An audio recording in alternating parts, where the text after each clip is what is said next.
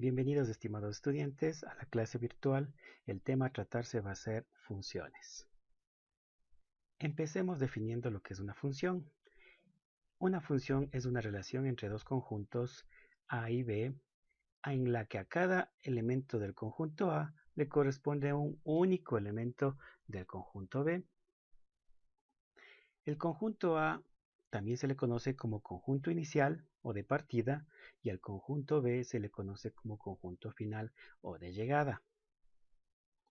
Vamos a relacionar el conjunto A, los elementos del conjunto A, con los elementos del conjunto B. Y es así que el 1 se relaciona con el 1, el 2 con el 4 y el 4 con el 16.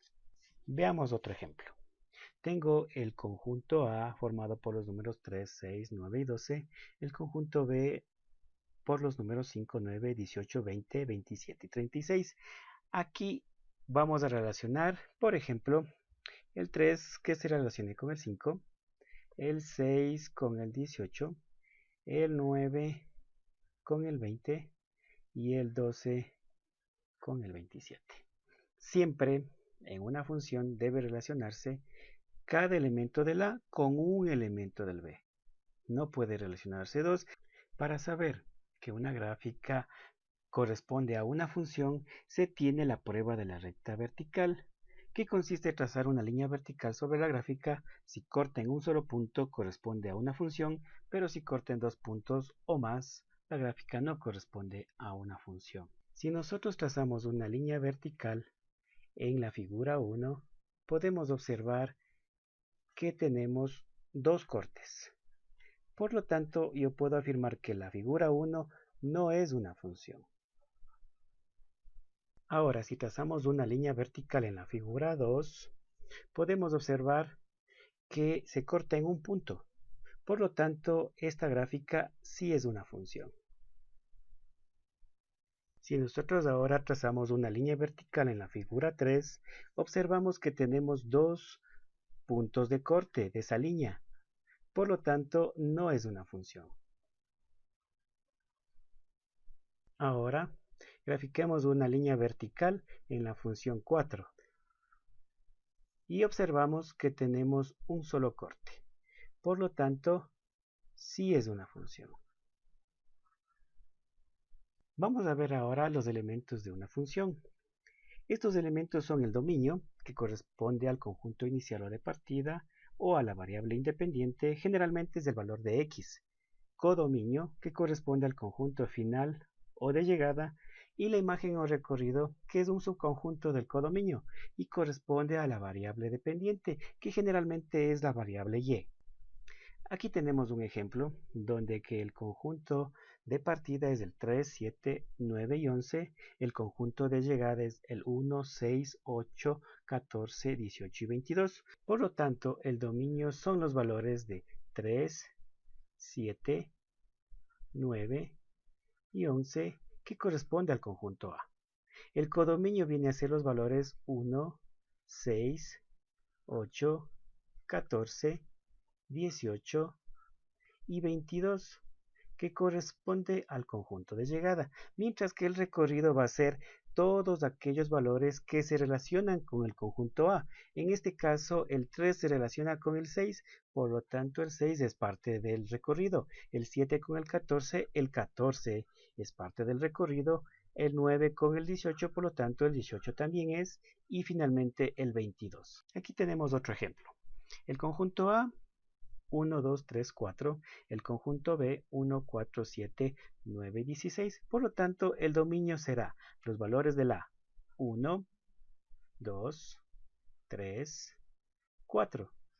El codominio, los valores del conjunto B 1, 4, 7, 9, 16. Y el recorrido serán los valores relacionados con el conjunto A, el 1, el 4, el 9 y el 16. El 7 no consta ahí porque el 7 no tiene ninguna relación. Veamos la monotonía de una función. La monotonía es saber si una función crece o decrece mientras cambia la variable independiente. En esta gráfica tenemos 5 tramos donde la función cambia.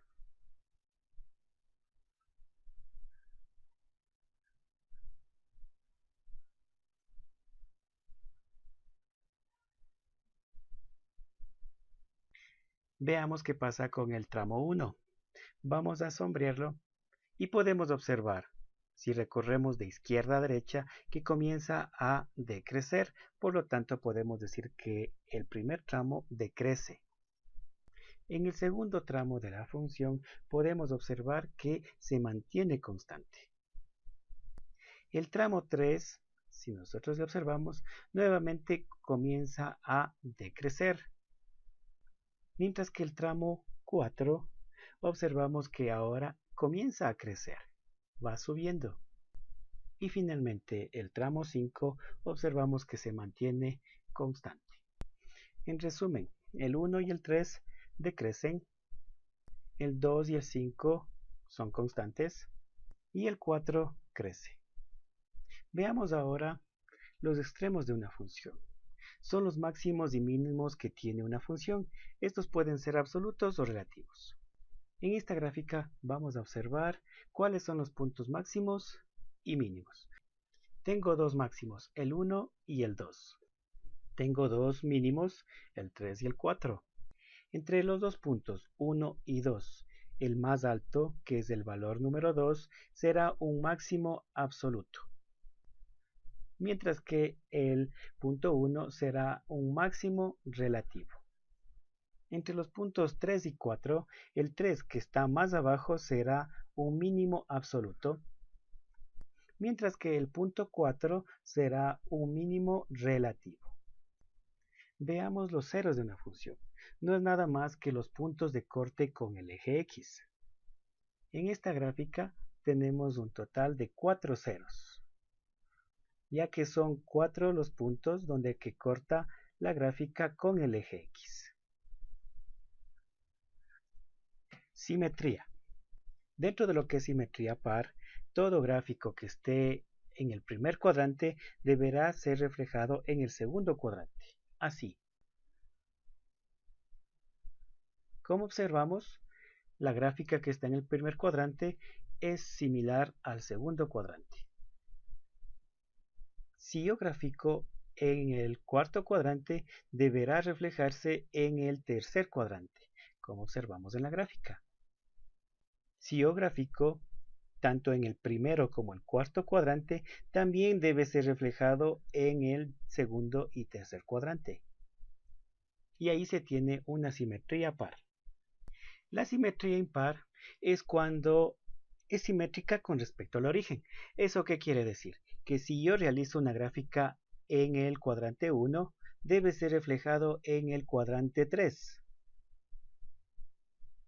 Si yo grafico en el cuadrante 2, debe verse reflejado en el cuadrante 4.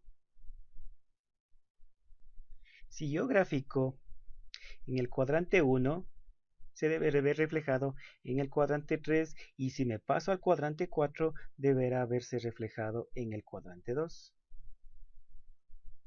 Y eso es una simetría impar. Si la función no es ni par ni impar, se dice que no son simétricas o no tiene simetría. Eso quiere decir que si en el un lado está una gráfica, por ejemplo, de esta manera, en el otro lado puede estar de otra manera. Entonces observamos que en el primer cuadrante la gráfica es distinta al segundo cuadrante.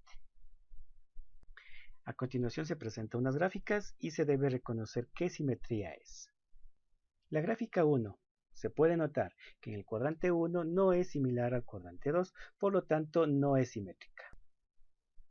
En la gráfica 2, de la misma manera, se observa que el primer cuadrante no es igual al tercer cuadrante, por lo tanto no es simétrica. En la gráfica 3 observamos que el primer cuadrante es igual al tercer cuadrante y el segundo cuadrante es igual al cuarto cuadrante, por lo tanto tiene una simetría impar. En la gráfica 4 observamos que el primer cuadrante es similar al segundo cuadrante, por lo tanto tiene una simetría par. Hasta aquí lo que es las definiciones de funciones.